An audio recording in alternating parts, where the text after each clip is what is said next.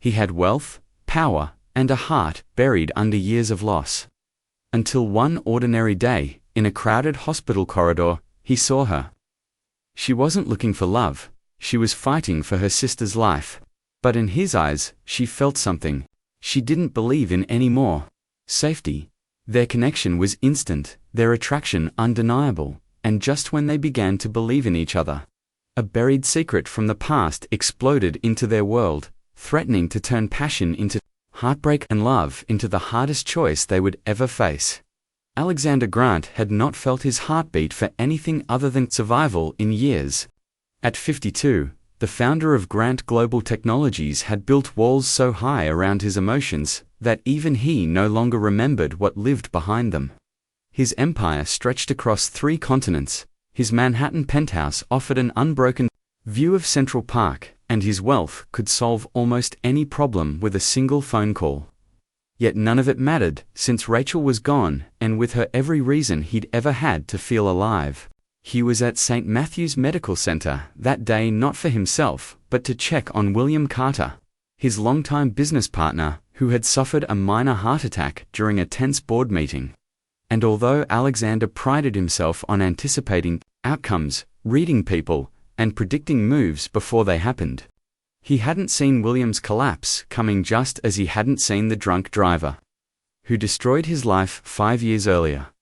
The corridors smelled faintly of antiseptic and coffee that had been burning too long. And as Alexander walked away from William's room, the familiar weight of guilt and emptiness pressed against his chest. Everyone else seemed to be breaking down, falling apart, aging under the strain of life, while he remained untouched, frozen in time, preserved by wealth and isolation. Cursed, perhaps, to stand still while everyone he cared for suffered. That was when he saw her sitting alone in the pediatric waiting area on a hard plastic chair, her head bent forward, long golden brown hair spilling over her face as soft restrained sobs escaped her. She couldn't have been more than 20, wearing faded blue scrubs that suggested she worked in the building. But something in her posture, quiet strength, wrapped in exhaustion's poke of pain far beyond her years. Alexander stopped without realizing it. He had seen grief in these halls before: injured employees, charity, patients, families in crisis, but this was different. Her sorrow reaching into a part of him he thought had died with Rachel. She cried quietly, the way people do when they've learned not to burden others, her small hands trembling as she tried to wipe her eyes. Her shoulders curved inward in a protective shell, beautiful in the way broken things sometimes are. Edges, fragile strength, like glass that has survived shattering. Before he could stop himself, he spoke, his voice deeper and rougher than intended, asking if she was all right, startling even himself, because he hadn't reached out to a stranger like this in years. She looked up, and his world shifted. Her eyes were storm cloud gray, with flecks of gold that caught the fluorescent light like distant lightning, rimmed red from crying, yet still fierce and alert. For a moment, neither spoke, both caught in a strange recognition they couldn't explain. She studied him, taking in the silver in his dark hair, the precise cut of his charcoal suit, the way he stood like a man accustomed to commanding rooms full of powerful people. But beyond all that, she saw something in his eyes that mirrored her own grief. She whispered that she was fine, though her voice cracked, straightened her back, and tried to compose herself in front of a stranger who looked like he'd stepped out of a magazine, telling him he didn't have to pretend to care. But he recognized the defense in her tone. He'd used the same armor himself, and assured her he wasn't pretending. Realizing in that moment that he meant it, against every instinct, he lowered himself into the chair beside her. The difference in their ages felt vast, maybe even inappropriate. Yet her brokenness resonated with him in a way he couldn't explain. And somehow, the sterile fluorescent lit space felt warmer with her there. He told her his name, Alexander, and offered his hand. Long and steady fingers still bearing the simple gold band from a marriage ended by tragedy. She shook it briefly, her touch warm and delicate, and told him her name was Claire, apologizing for falling apart in public. He told her not to apologize, that sometimes the world demanded more than we had to give. And her expression softened, just enough for her to ask if he knew something about that.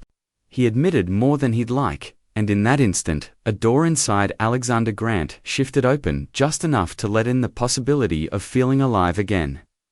Claire sat quietly for a moment, her eyes fixed on the floor, and Alexander could see the tension in the way she held herself, like someone trying to keep every piece of their world from collapsing. When he asked what had brought her to this part of the hospital, she hesitated before admitting that her younger sister, Emily, had undergone another surgery earlier that day. Complications from an old injury that refused to heal. Her voice shifted to that distant, guarded tone people use when remembering things they would rather forget, and she explained that 5 years earlier they had been in a car accident that took both their parents' lives, leaving Emily with lasting injuries that required constant care. Alexander felt a cold unease settle in his stomach at the mention of the accident and the date. But he forced the thought aside, telling himself the odds of any connection were too slim to matter. When he asked if she had been caring for Emily alone all this time, Claire nodded, and Alexander noticed the weight in her young shoulders, the way responsibility clung to her like a physical burden. Emily was 15 now, but still needed regular medical attention, therapy, and medication, an endless cycle that Claire managed on top of multiple jobs. Her grey eyes sharpened suddenly as she looked at him and asked why he cared, reminding him that people like him, rich, powerful, important, rarely stopped for strangers like her. Alexander considered her words carefully. She wasn't wrong. The man he had been before Rachel's death probably would have walked past without a second thought, but something about Claire made him want to be different. He told her that maybe he recognized the look in her eyes, the one that comes when loss changes you and forces you to grow older than you should be. And in that moment, something unspoken passed between them, a recognition neither could explain, but both could feel. The air seemed to hum faintly with that strange connection, and although she eventually said she should go, she didn't move. And when he replied that he should as well, neither of them made any effort to stand. Around them, the hospital moved in its steady rhythm, but in the bubble they shared, age and circumstance faded away, replaced by the quiet understanding of two people who knew what it meant to carry grief. Before leaving, Alexander told her that Emily was going to be okay, and when she asked how he could be so sure, he answered simply that it was because she had her sister, and that Claire was stronger than she realized. Those words stayed between them like an unspoken promise, a bridge neither had expected to build.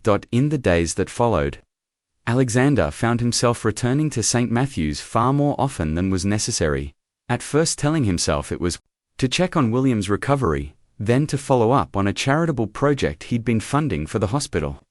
But in truth, it was because he couldn't get Claire out of his mind. She had carved out a space in his thoughts with her quiet resilience, her sharp intelligence, and the way she carried the weight of her world without complaint. At first, he would simply pass by the pediatric wing to see if she was there, offering a brief hello or a few minutes of conversation. But those brief encounters grew into shared coffee breaks in the cafeteria, and soon into long talks during Emily's therapy sessions. They couldn't have been from more different worlds. Alexander's days were filled with board meetings, media interviews, charity galas, and decisions that moved millions of dollars with a single signature. Claire's were a juggling act of double shifts at the hospital reception desk, waitressing at an upscale restaurant to make extra money, and late-night tutoring sessions to keep a steady flow of income for Emily's medical needs. Still, there was a strange ease between them that made the hours pass quickly when they were together, as though they had known each other far longer than a matter of weeks. Outside the walls of the hospital, however, their growing connection did not go unnoticed. One afternoon, Alexander offered her a ride home after a particularly long day, and though she accepted only because the subway felt impossible after 18 straight hours awake, a tabloid photographer caught the moment. They left the building together. By the next morning, the photos were plastered across gossip sites with headlines that read like accusations: wealthy older man, young hospital worker, obvious gold digger. The images showed him towering over her small frame, dressed in his perfectly tailored suit, while she wore simple scrubs and a tired smile. The media noise bled into Alexander's professional life almost instantly. His board members, led by the ever-critical Richard Blackwood, called emergency meetings to discuss what they described as a threat to the company's image and stability. They talked about reputation management and shareholder confidence as though Claire were a public relations crisis instead of a human being. Blackwood even had the nerve to tell Alexander to his face that she was younger than his nephew and that the optics were unacceptable for a man in his position. Claire faced a different kind of judgment in her own world. Co-workers whispered behind their hands. Patients' families glanced at her with quiet suspicion, and she overheard one doctor saying she must have found a rich boyfriend to make her financial problems disappear. She laughed it off in front of others, but privately, the comments stung. Part of her feared they might be right, that maybe accepting Alexander's help for Emily's medical bills would blur the lines between gratitude and love. Despite the scrutiny, Alexander kept showing up, and Claire kept letting him. For all the noise from the outside, neither of them could deny the pull that was slowly drawing their two very different lives together. The connection between Alexander and Claire deepened in quiet, unplanned moments. They would sit together in the cafeteria, sharing terrible coffee and overcooked sandwiches, while Emily attended therapy upstairs, trading stories that revealed pieces of themselves neither had shared with anyone else in years. Alexander learned about the nights Claire stayed up tutoring privileged teenagers after working double shifts, about the small apartment she kept meticulously clean despite worn furniture and the medical equipment that dominated the living space. Claire learned about Alexander's late wife, Rachel, though only in hints and half-sentences, and about the pressure of running a global company when every decision could ripple across thousands of lives. One evening, a summer thunderstorm rolled across the city with the violence of an angry god. Claire had always been afraid of lightning, a fear rooted in childhood but intensified by the night of the accident that took her parents' lives. When thunder and flashing skies had been the cruel backdrop to tragedy, she had been working late, staying to help with an overflow of patients from a highway pier up, when the first cracks of thunder rattled the hospital windows.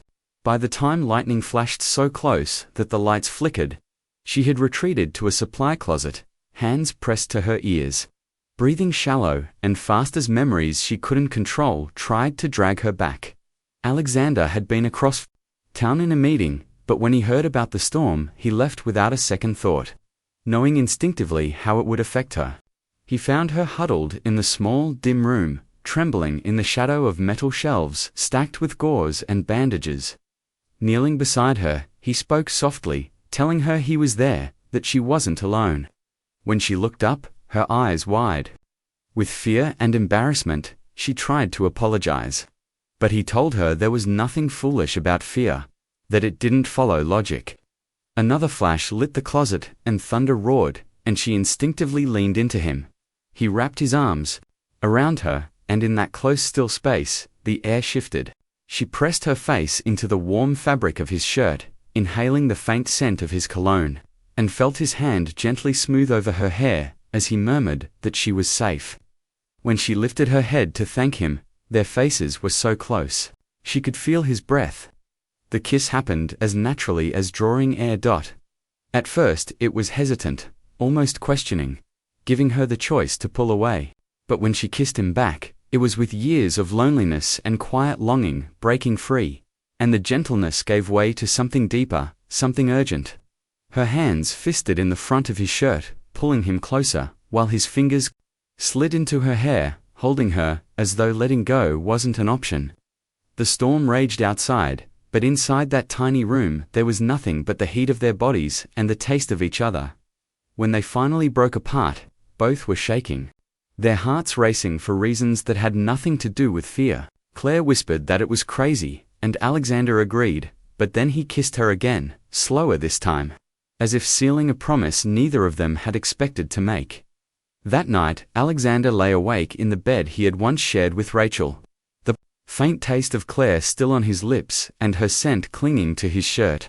The photograph of Rachel on the nightstand seemed to watch him, her smile frozen in time, beautiful and kind, the embodiment of everything good in his life before it was shattered.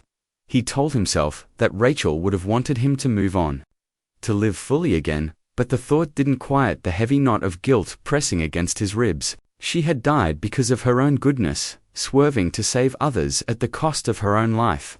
And now, here he was, allowing himself to feel alive again because of another woman. Over the next week, the weight of that guilt began to change. The way he moved through his days, he stopped answering Claire's calls, cancelled the coffee breaks they had fallen into as a routine, and found excuses to avoid the hospital altogether. In meetings, he was distracted, his mind looping back to her laugh, her eyes, her touch, each memory stirring equal parts longing and self-reproach. He convinced himself that staying away was the kindest thing to do. That pulling back would spare them both from a love built on the fragile ground of his unresolved grief. Claire felt the absence instantly. She waited 2 days before texting him, then another 2 before calling, but the silence remained. The unanswered messages began to feel like a verdict. After nearly 2 weeks without seeing him, she decided to stop waiting. That evening, as visiting hours at the hospital ended, she intercepted him in the parking garage. He had just stepped out of his car when she appeared, her eyes blazing, her voice steady even though he could hear the anger and hurt behind it. "If you're done with me, just say so," she told him. "Don't make me chase you like I'm some child who can't tell when she's being dismissed." He opened his mouth to explain, but she cut him off, her frustration spilling over. "I knew this was too good to be true. I knew someone like you wouldn't really want someone like me." "It's not that simple," he said, trying to keep his voice calm. "It is that simple," she fired back. "Either you want me, or you don't. Either what happened between us meant something, or it didn't. Either you're brave enough to see where this goes, or you're too much of a coward to try." The word coward landed like a slap, stripping away his last defense. "I want you," he said, the words tearing themselves from his chest. "God help me. I want you so much, it's destroying me." "Then what's stopping you?" she demanded. He hesitated, then said quietly, "She's dead because she was good. Rachel died saving people she didn't even know because that's who she was. How can I be happy when her goodness is the reason she's gone?" Her expression softened into something close to heartbreak. "You think loving me betrays her memory. I think I don't deserve to move on when she can't," he admitted. "That's not your choice to make," she said fiercely. "You don't get to decide that your life should end because hers did. That's not love, Alexander. That's just selfishness disguised as loyalty." Her words struck deep, but the guilt was still too strong to release its hold on him. "Can't," he said finally. "I'm sorry, but I can't." Claire studied his face for a long moment, as though memorizing it. "When you're ready to stop punishing yourself for surviving, you know where to find me." Then she turned and walked away, her footsteps echoing off the concrete walls while he stood rooted in place. The weight of his own cowardice pressing down until he could barely breathe. 2 weeks passed without a word between them, each day stretching longer than the one before. Alexander buried himself in work, chasing the illusion that busyness could quiet the ache, but every meeting felt hollow and every decision meaningless. Claire tried to convince herself she was better off without him, but the absence was like a missing heartbeat, especially for Emily, who asked almost daily why Alexander wasn't visiting anymore. Claire always answered that he was busy, but the lie sat bitter on her tongue. The call came on a cold, grey afternoon. Emily had suffered a sudden setback during school art class, collapsing from pain so severe that her teacher had called an ambulance. By the time Claire reached the hospital, Emily was already being prepped for emergency surgery to address complications from her last procedure. Claire sat in the same waiting room where she had first met Alexander, her hands gripping the edge of the chair so hard her knuckles went white. The hours of waiting stretched unbearably, her fear building until it felt like she might shatter. She pulled out her phone without thinking, scrolled to his name, and pressed call. He answered on the first ring, as though he had been waiting. "Emily's in surgery," she said without preamble, her voice shaking. "There were complications. I can't do this alone." "I'm on my way," he said, and hung up. 20 minutes later, he appeared, still wearing a tuxedo from a charity gala he had left without explanation. His bow tie was undone, his hair slightly mussed from the wind, and his eyes went immediately to hers as though she was the only person in the building. "Any news?" he asked, taking the seat beside her. "Not yet," she said, her voice hoarse. "I'm sorry I called. I know you don't want." "Stop," he said firmly. "There's nowhere else I'd rather be." They sat together in silence, the weight of everything unsaid thick in the air. Finally, he spoke. "I made a mistake. Walking away from you was the stupidest thing I've ever done. And I've made some spectacularly stupid decisions in my life." She turned to look at him fully. "What changed?" "I realized Rachel would be furious with me," he said with a small, sad smile. "She hated it when I let fear make my decisions. She always said love wasn't meant to be safe or easy or convenient. It was meant to transform us." "Smart woman," Claire said softly. "The smartest," he agreed. "She would have loved you. You know, she had this thing about broken people. She could never resist trying to fix them." "I don't need fixing," Claire said, her voice edged with warning. "I know," he replied. "You don't, but I do. And somehow, being with you makes me want to be better than I've been." Before she could answer, the surgeon stepped into the room. Emily's operation had gone well, the complications resolved, and she would recover with time and therapy. The relief was immediate and overwhelming.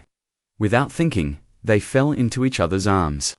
Later, after visiting Emily's room, they ended up in the cafeteria again, the rising sun turning the windows gold. "I want to try this," Alexander said quietly. "I want to see what we could be together." "Even though I'm 20 and you're 52, she asked. "Even though," he said.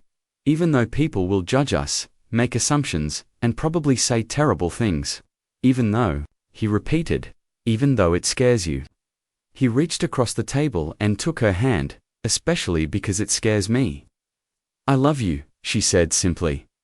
"I love you too," he replied, and for the first time in 5 years, Alexander Grant felt like he was truly alive. For a time, life settled into something that felt almost normal. Alexander visited the hospital often, bringing Emily art supplies and books. Listening to her talk about school and friends with the kind of patience that made her feel important. He handled the endless stream of insurance paperwork with ease, smoothing over bureaucratic obstacles that had plagued Claire for years. Laughter returned to their small world dry.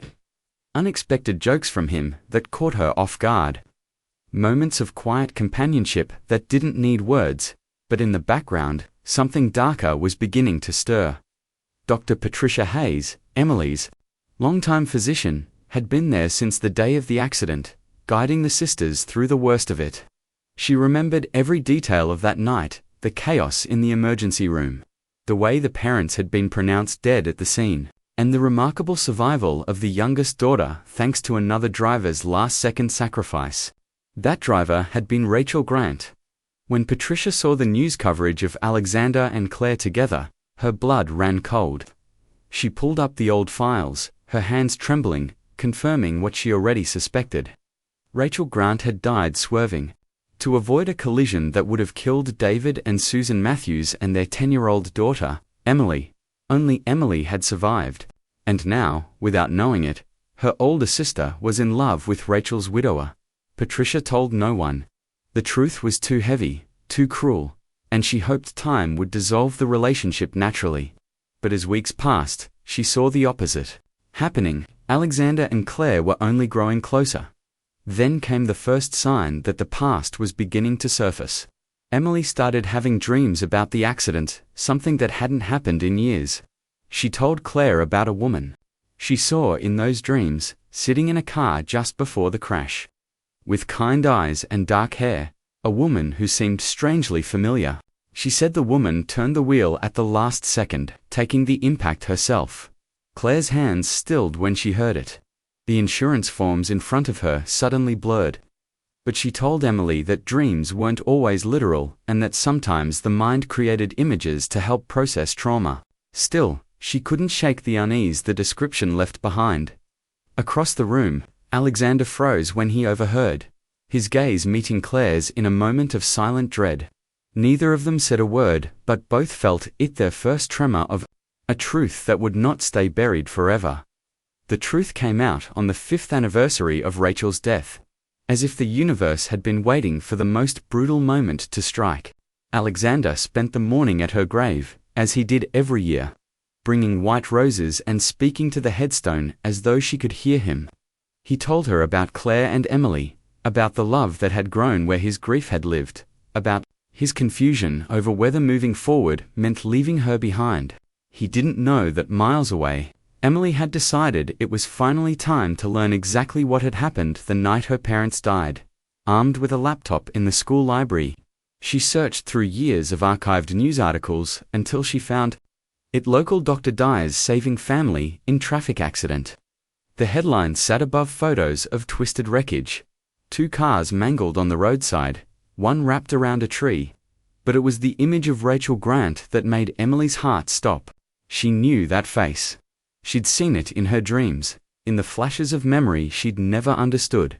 The article detailed how Rachel, a respected trauma surgeon, had been driving to meet her husband for their anniversary dinner when she swerved to avoid a collision with a family car, sacrificing herself to save them.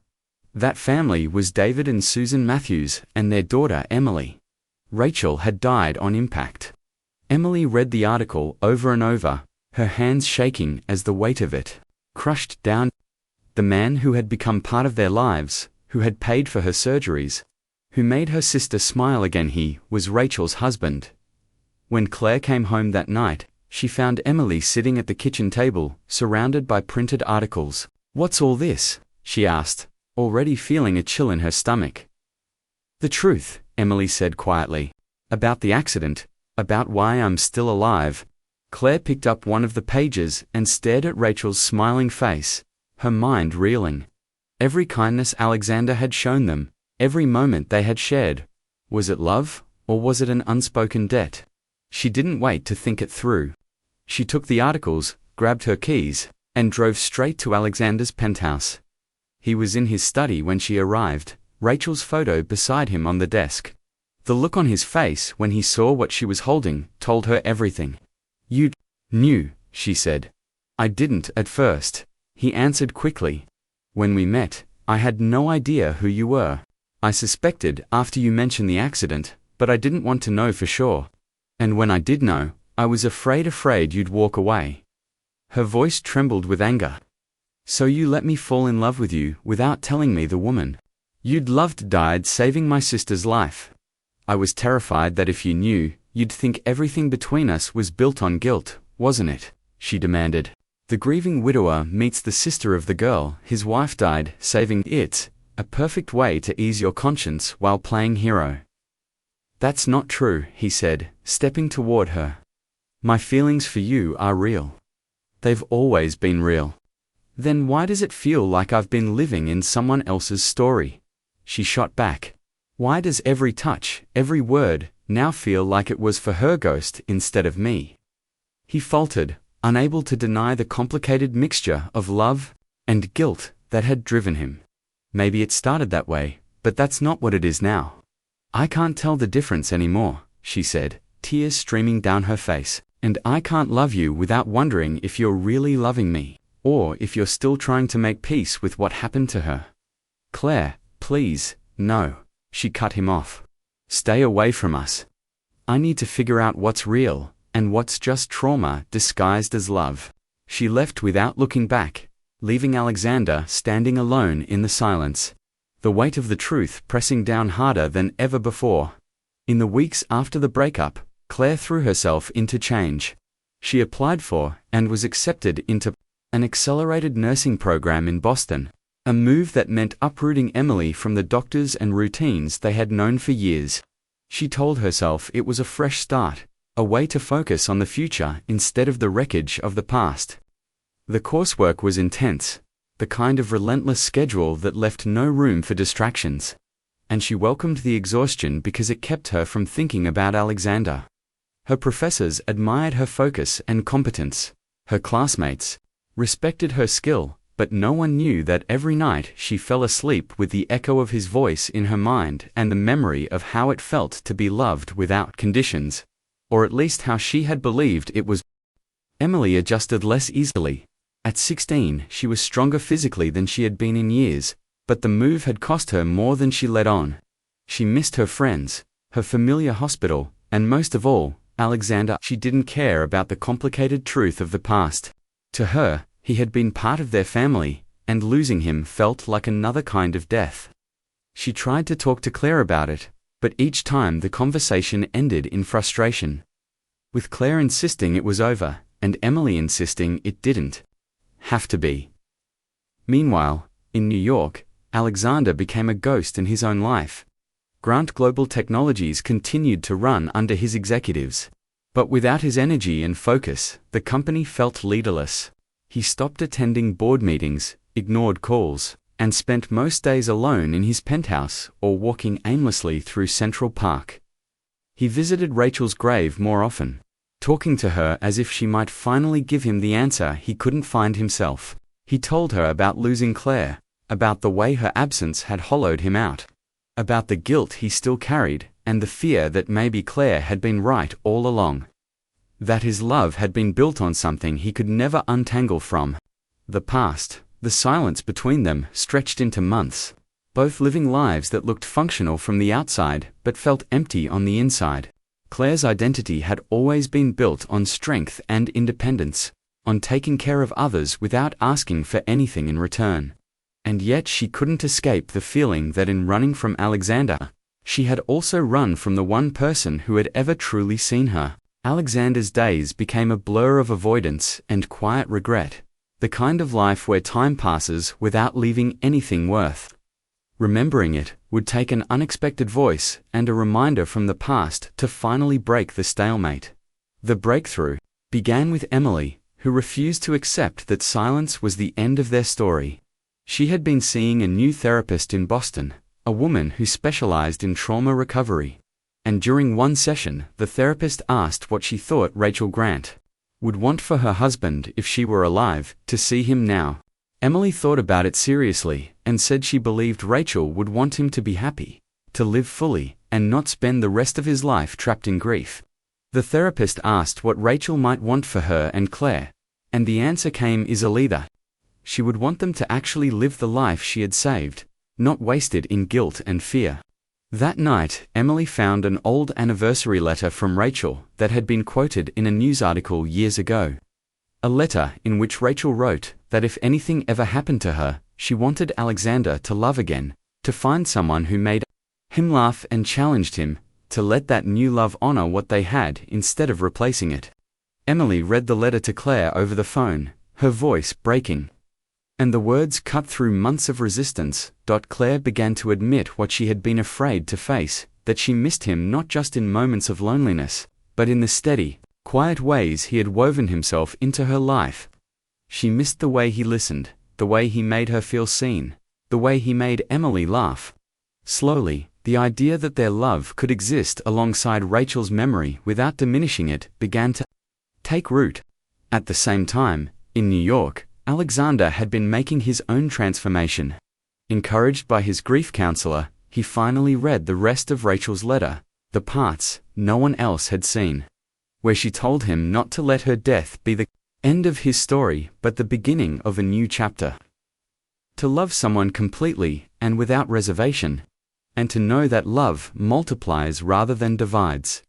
With that blessing in his heart, Alexander took action. He created the Rachel Grant Foundation, a non-profit to help families recover from the medical, financial, and emotional fallout of life-changing accidents. It was structured to operate independently of him, with sustainable funding and professional oversight, designed to outlast his lifetime. It wasn't about redemption anymore, it was about real change for people like Claire and Emily. He didn't announce it to them, didn't use their story to promote it, and didn't attach his personal life to the cause. 8 months after they'd last seen each other, Alexander traveled to Boston. He waited in the lobby of the hospital, where Claire was finishing a 12-hour shift, sitting in one of the same hard plastic chairs where they had first met. When she stepped out of the pediatric ward, exhausted and ready to go home, she saw him. There was more silver in his hair, more lines around his eyes. But when their gazes met, she felt the same jolt she had felt that first day. "What are you doing here?" she asked quietly. "Learning to be brave," he said, standing to face her. "Learning that some things are worth fighting for, even when the fight terrifies you." They walked together to the cafeteria without planning it, sitting in a quiet corner just as they had so many times before. The coffee was bad, but it felt like coming home. He told her about the therapy, about the foundation, about how he had learned the difference between loving someone because of need and loving someone because of choice. Then he told her that he loved her not because of what Rachel had done, not because of obligation, but because she was fierce and brilliant and kind, because she made him want to be better, because she saw the good in broken things and believed they could still be whole. Tears filled her eyes. And she told him she loved him too. Not because he could make her life easier, not because he had saved Emily, but because he had shown her what it felt like to be cherished. There, in that familiar corner of a hospital cafeteria, they decided to stop letting the past dictate the future, choosing instead to build something real together, to people carrying the weight of loss, but finally ready to live